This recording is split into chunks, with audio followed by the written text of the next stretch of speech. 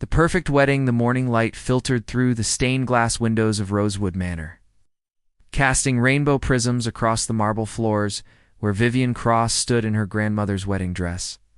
The ivory silk hugged her figure perfectly, its intricate beadwork catching the light like captured starlight. Everything was exactly as she had dreamed since childhood. The cascading white roses, the string quartet practicing in the garden, the smell of gardenias drifting through the air. "You look absolutely radiant, darling," her maid of honor, Patricia, whispered as she adjusted the cathedral train. "Marcus is the luckiest man alive." Vivian smiled, though something flickered behind her green eyes.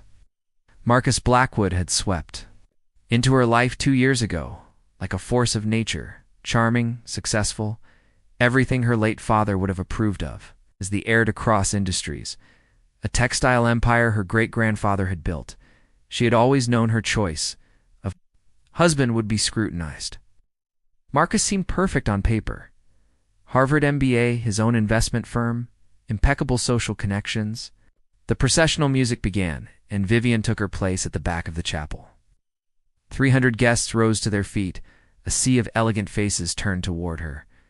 She spotted her elderly Aunt Cordelia in the front row, tears already streaming down her weathered cheeks. The old woman had raised Vivian after her parents died in a car accident when she was 16, becoming both mother and business mentor.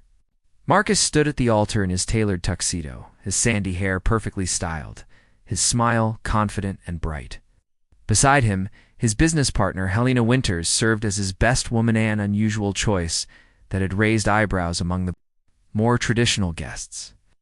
Helena was striking in a severe way, with platinum blonde hair and ice blue eyes that seemed to catalog everything around her.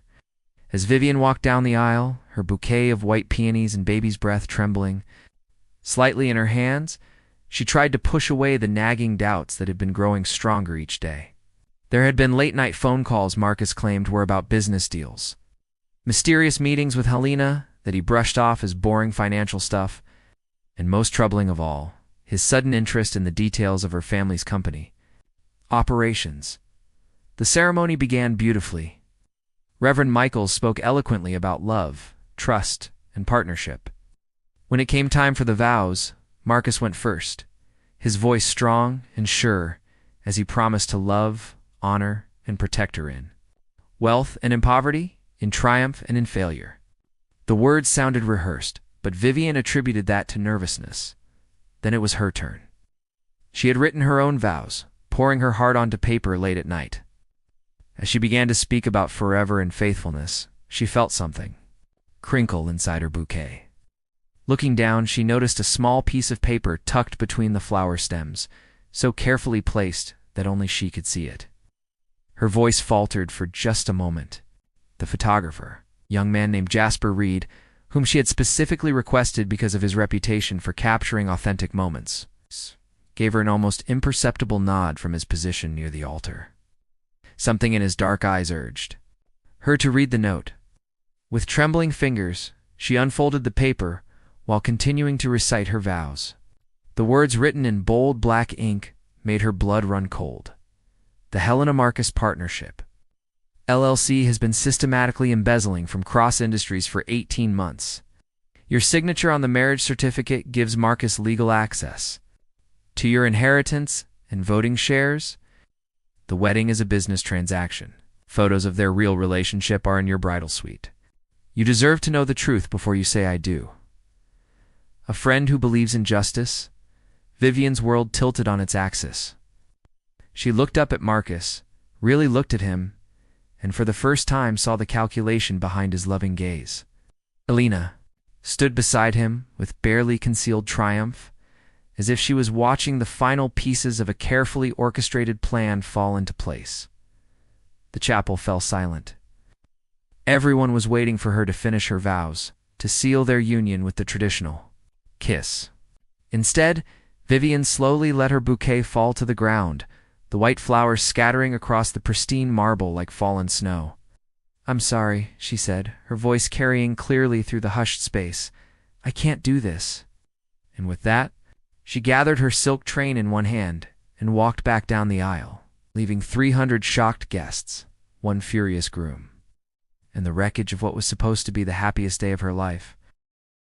The unraveling truth, Vivian's hands shook as she unlocked the door to the bridal suite, her wedding dress rustling against the hardwood floors.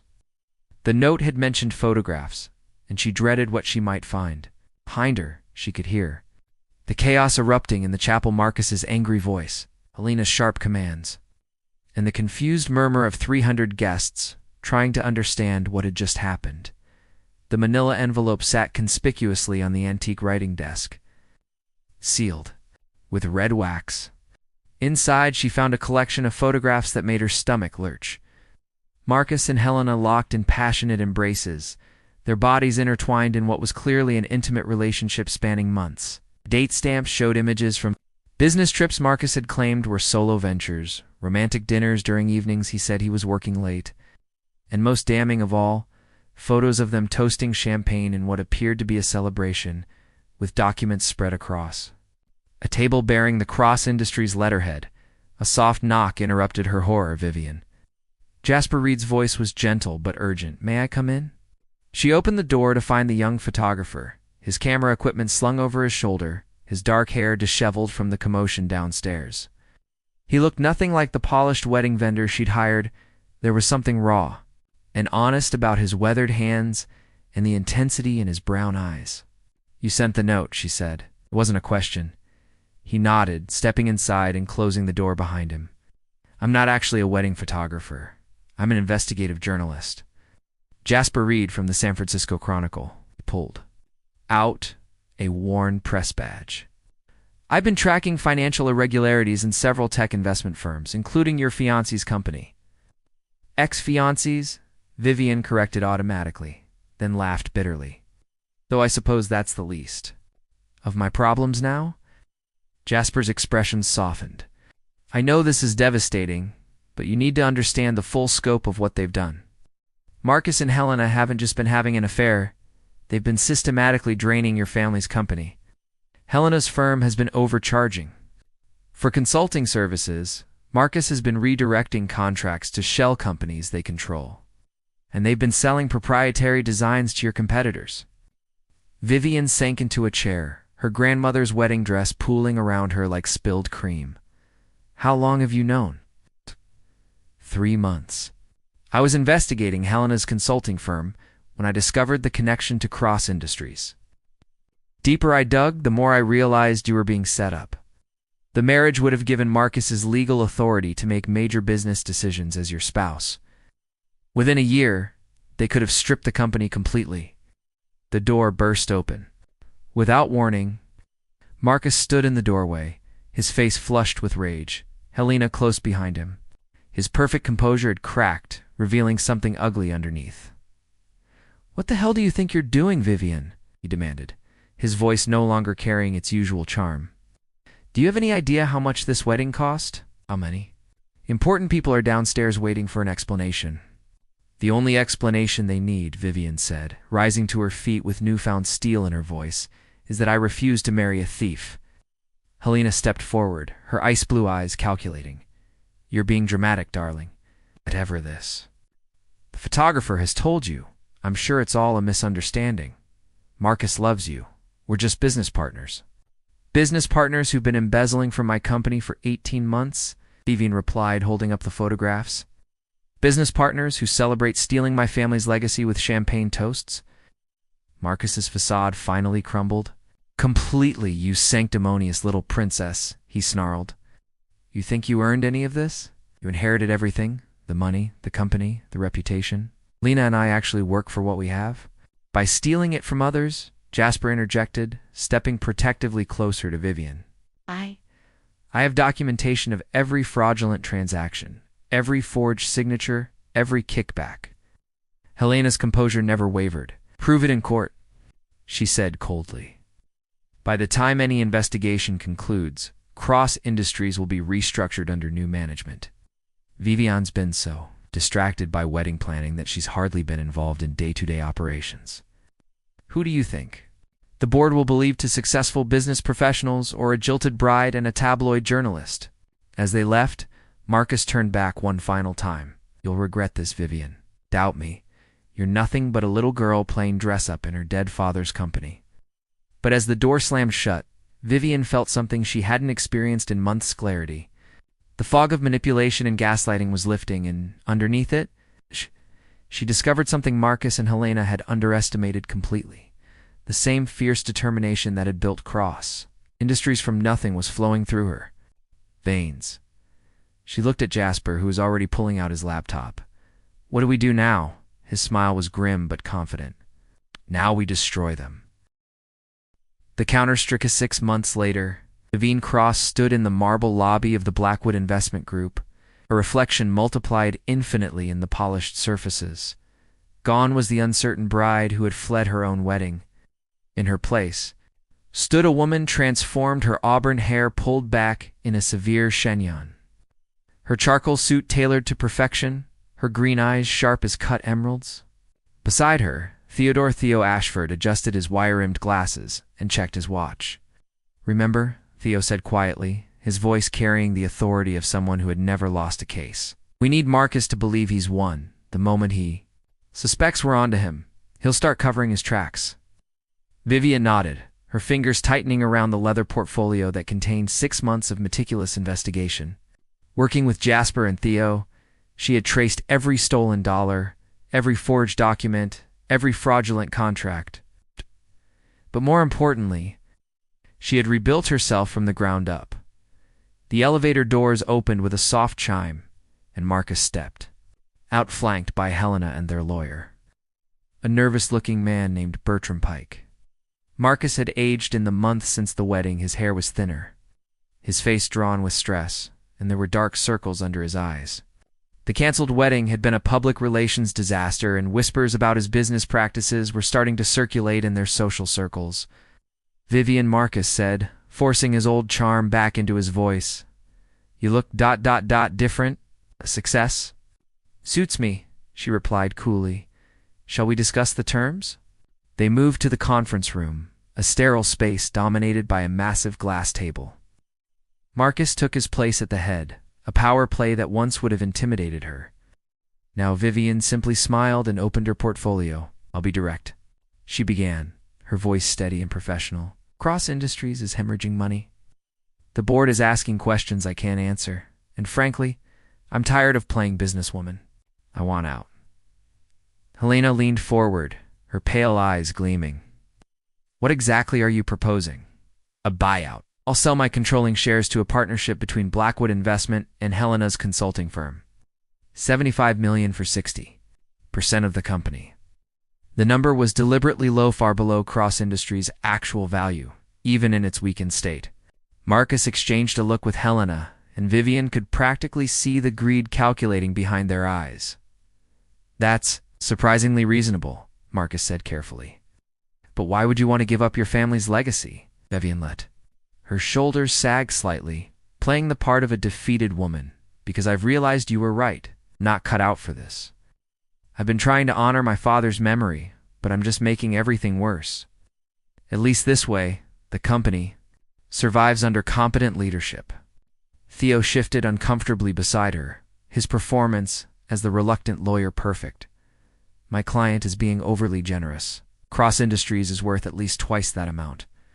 "Not with its current management," Helena interjected smoothly. "We'd be taking on significant risk and liability." For the next 2 hours, they negotiated the details with theatrical precision. Marcus and Helena thought they were manipulating a broken woman into selling her birthright for pennies on the dollar. In reality, every clause, every amendment, every seemingly innocent addition had been carefully crafted by Theo to create an elaborate legal trap. The key provision was hidden in subsection 12 of the acquisition agreement. Any evidence of prior fraudulent activity by the acquiring parties would void the contract and trigger treble damages. Helena's lawyer, Pike, barely glanced at after all, who would suspect the victims of orchestrating their own downfall. As they prepared to sign, Marcus's phone buzzed. He glanced at it and his face went white. "There's a reporter outside," he muttered to Helena. "Someone from the Chronicle." Vivian allowed herself a small smile. "Well, that's probably Jasper Reed. I may have mentioned our meeting to him." After all, the sale of a family business is newsworthy, don't you think? You invited the press? Helena's composure cracked for the first time. Just one journalist? He's been covering the tech investment sector. I thought you'd appreciate the positive publicity to successful firms joining forces to revitalize a struggling company. Marcus signed first, his hand trembling slightly. Helena followed, then their lawyer. Finally, Vivian took the pen, but instead of signing her name, she set it down and reached for a second folder. Actually, before we finalize this, there's one more thing. She spread a new set of documents across the table.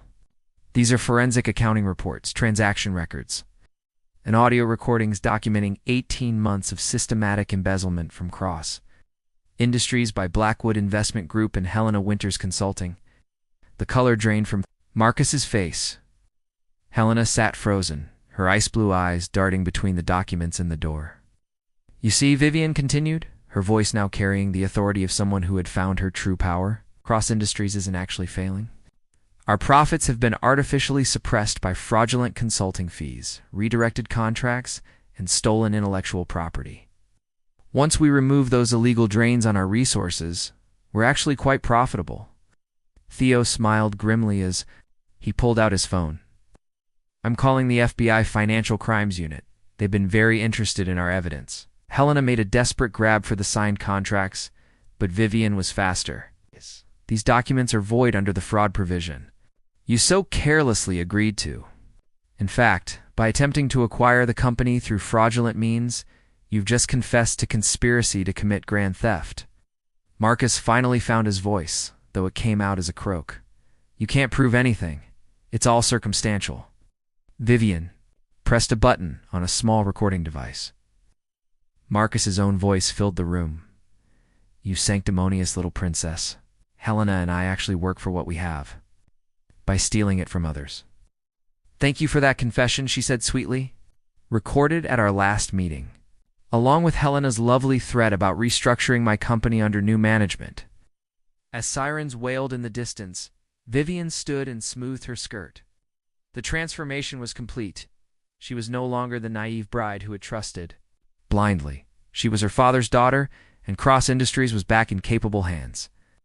The wedding's off, she said, gathering her papers. But justice is very much on.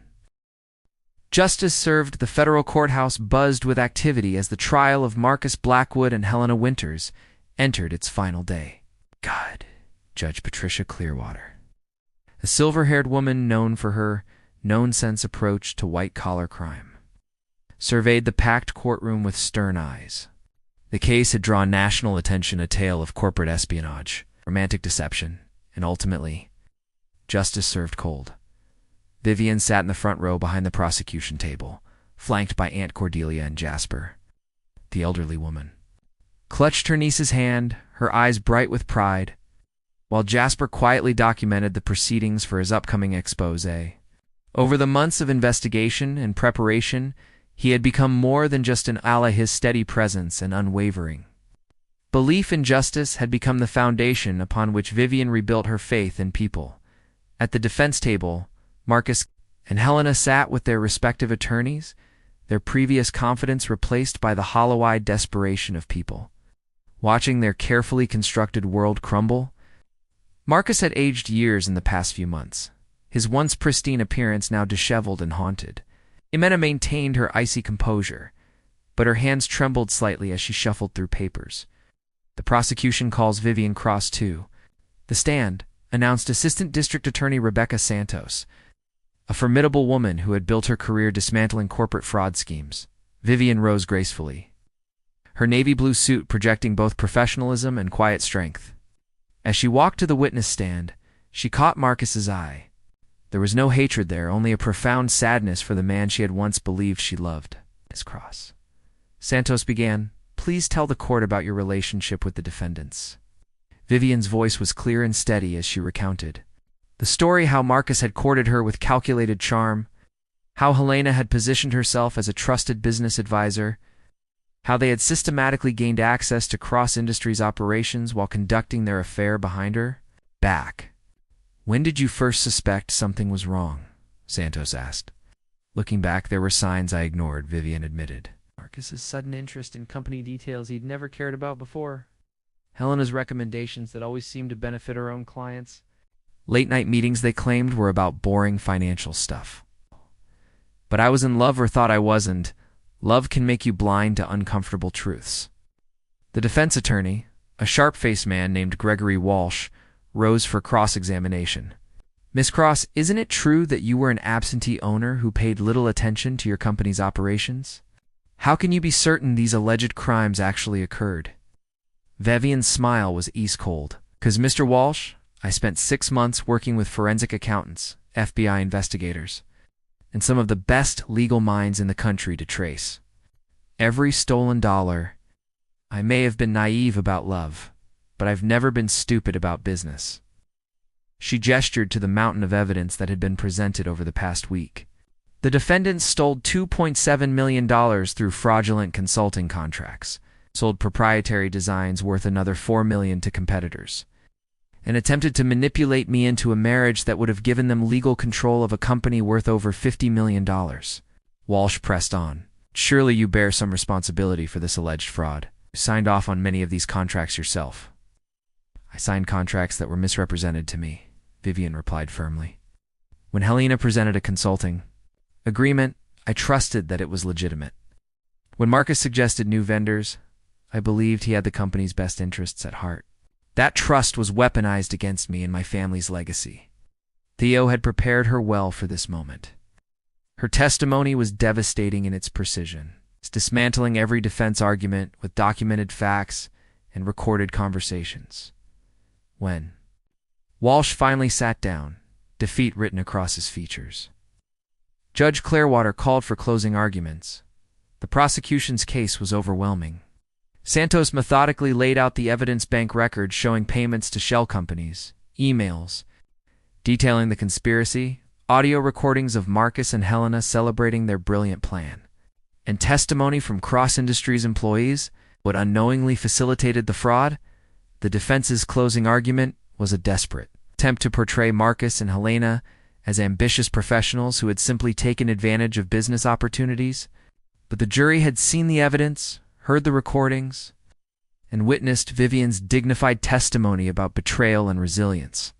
After less than 2 hours of deliberation, the jury returned with their verdict: guilty on all counts of conspiracy, fraud, and racketeering.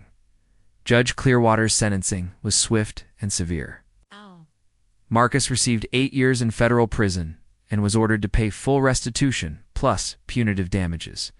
Helena, as the mastermind of the financial schemes, received 10 years and faced additional civil penalties that would strip her of virtually every asset she had accumulated. As the defendants were led away in handcuffs, Marcus turned back one final time.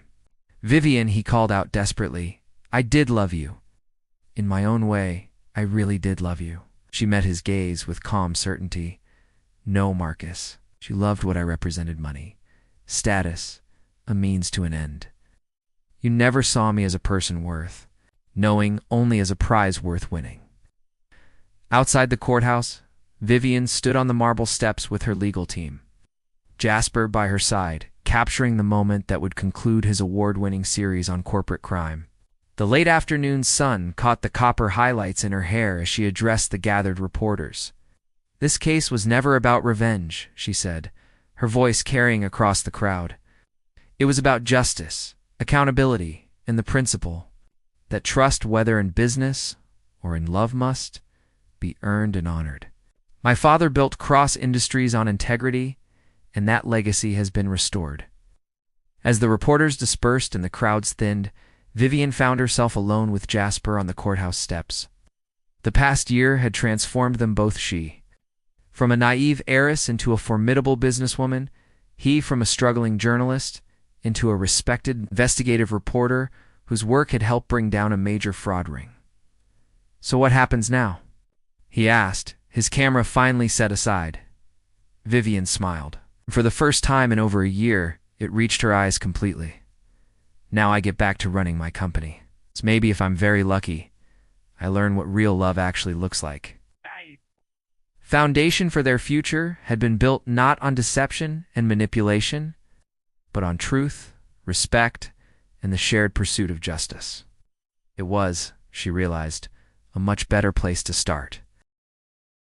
New beginnings 1 year later, the gardens of Cross Manor were alive with the gentle hum of honeybees and the soft rustle of autumn leaves. Vivian stood at her office window, watching the groundskeepers tend to the rose bushes her grandmother had planted decades ago. The same roses that had adorned her first disastrous wedding now bloomed in defiant beauty, as if nature itself understood the power of renewal. Cross Industries had not only recovered, but thrived under her leadership. The company's stock price had reached an all-time high, and they had expanded into sustainable textiles, honoring both tradition and innovation.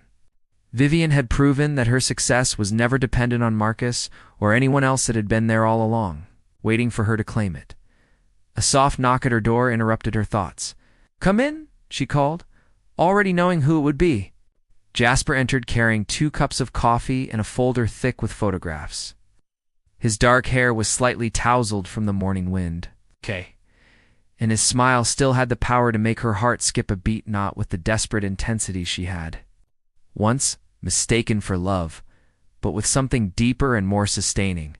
"The proofs from yesterday's board meeting," he said, setting the folder on her desk.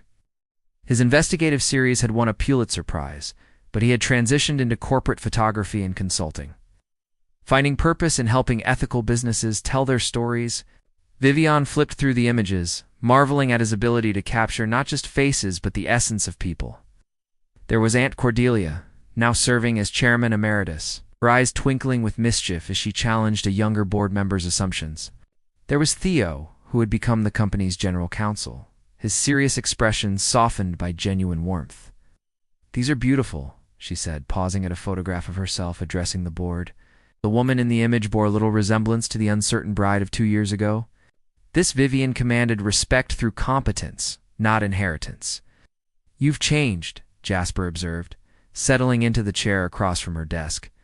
"Not just since the trial, but since I first met you." She considered this, sipping her coffee thoughtfully. "I think I finally understand what my father meant when he used to say that adversity doesn't build character, reveals it. Marcus and Helena didn't break me. They stripped away everything I thought I needed to be happy and showed me what I actually am underneath. And what's that? Strong enough to stand alone, but wise enough to appreciate good company when it comes along." Their relationship had evolved slowly, built on foundation stones of mutual respect, shared values, and genuine friendship. Unlike her whirlwind romance with Marcus, this love had grown quietly, rooted in truth rather than performance. Jasper had seen her at her most vulnerable and loved her not despite her flaws, but because of her complete humanity. The intercom buzzed, interrupting the moment. "Miss Cross," her assistant announced, "your 2 o'clock appointment is here." Vivian smiled mysteriously. "Send them in." The door opened to reveal a young woman in her mid-20s, clutching a worn briefcase and looking nervously determined. Behind her stood an older man with kind eyes and calloused hands, clearly her father. "Miss Cross," the young woman began, "I'm Rachel Murphy. I wrote to you about the scholarship program." "Of course, Rachel. Please, sit down." Vivian gestured to the conference area of her office. "Tell me about your business proposal." For the next hour, Rachel outlined her plan for a sustainable farming cooperative that would provide fair wages to migrant workers while producing organic cotton for Cross Industries. Her passion was evident, but so was her need for guidance and capital. "The numbers look solid," Vivian said finally, "but you'll need a mentor, someone who understands both business and the importance of ethical practices." Rachel's face fell slightly. "I know I don't have much experience, which is why I'm going to fund your project personally," Vivian interrupted gently, "and assign one of our best consultants to work with you." The young woman's eyes filled with tears of gratitude, and her father gripped his daughter's hand tightly. After they left, Jasper shook his head in amazement. "The Vivian Cross Foundation for Women Entrepreneurs," he said. "When did you have time to set that up? Been working on it for months? There are so many brilliant women out there who just need someone to believe in them the way Aunt Cordelia believed in me." She paused, looking out at the gardens again. "Marcus was wrong about one thing. I didn't earn my inheritance through merit, but I can earn what I do with it. As the afternoon sun began to slant through the windows, casting golden light across the office, Jasper moved to stand beside her. "You know," he said quietly, "there's something I've been meaning to ask you." Vivian turned to face him, her heart beginning to race not with anxiety this time, but with anticipation. He reached into his jacket pocket and pulled out a small velvet box. But instead of dropping to one knee, he simply held it out to her. "I know you have complicated feelings about grand gestures and public declarations, so I'm not going to make a speech about forever or promise you things that can't be guaranteed." She opened the box to find a simple platinum band set with a single emerald, her birthstone, not a diamond. It was elegant, understated, and completely perfect. "What I can promise you," Jasper continued, "is that I'll never lie to you, never try to change you, never stop seeing you as the remarkable woman you are. If you'll have me, I'd like to spend whatever time we're given learning to love you better every day." Vivian felt tears spring to her eyes, but they were tears of joy rather than sorrow. This proposal was everything her first engagement had not been: honest, respectful, and based on who she actually was rather than who someone wanted her to be. "Yes," she whispered, then louder. "Yes, absolutely yes." As he slipped the ring onto her finger, she realized that her story had come full circle. She had begun as a woman defined by her inheritance, had been nearly destroyed by someone who saw her only as a means to an end, and had emerged as someone who knew her own worth independent of anyone else's validation. 6 months later, they were married in the same garden where her grandmother's roses bloomed, surrounded by 30 close friends and family members. Vivian wore a simple ivory dress she had chosen herself, and Jasper's vows spoke not of possession, but of partnership. As they danced their first dance as husband and wife, Vivian thought about the note that had changed everything. She never did discover who had written it, but she suspected it might have been someone from her own company, perhaps someone who had noticed the discrepancies and cared enough to risk their job to warn her. "Thank you," she whispered to the evening air, knowing that somewhere, somehow, her mysterious guardian angel might hear her gratitude.